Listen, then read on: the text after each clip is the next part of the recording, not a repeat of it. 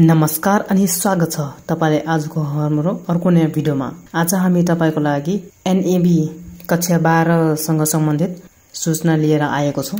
2082 साल वैशाख 11 गतेदेखि सञ्चालन हुने परीक्षा स्थगित भएको सूचना भनेर भनिएको छ। राष्ट्रिय परीक्षा बोर्डले हार्दिक अपील भनेर सूचना निकालेको छ। यो सूचना वैशाख 9 गतेको सूचना हो र यो सूचनामा म यहाँलाई पढेर सुनाउन चाहन्छु।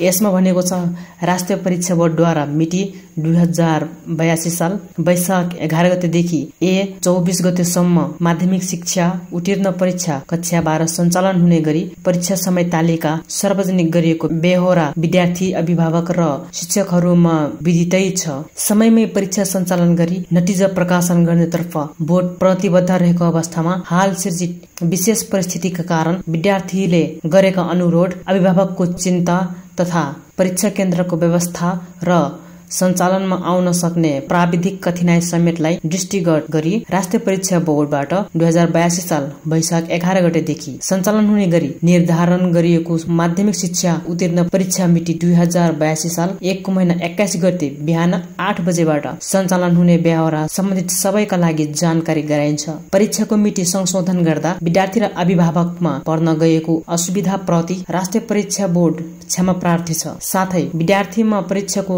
तयारीलाई निरन्तरता दिन अनुरोध छ। परीक्षाको समय तालिका मिति 2082 साल 1 महिना 10 गते बोर्डको वेबसाइट neb.gov.np मार्फत र सो पश्चात गोरखापत्र दैनिकमा समेत प्रकाशन गरिनेछ। परीक्षालाई मर्यादित रूपले सम्पन्न गर्न प्रदेश परीक्षा सञ्चालन तथा व्यवस्थापन समिति, जिल्ला परीक्षा समन्वय समिति, स्थानीय तहहरू, केन्द्र अध्यक्षहरू, शिक्षक, सुरक्षा निकाय लगायत सम्पूर्ण सरोकारवालामा राष्ट्रिय परीक्षा बोर्ड हार्दिक अपील गर्दछ। यसमा भनिएको छ, 2082 साल वैशाख 11 देखि सञ्चालन हुने परीक्षा थियो, त्यो अहिले स्थगित भएर 2082 साल वैशाखको 21 गतेदेखि सञ्चालन हुनेछ भनेर यो सूचना जारी गरेको छ र यसको समय तालिका चाहिँ 10 गते वेबसाइटमा नै प्रकाशन हुन्छ।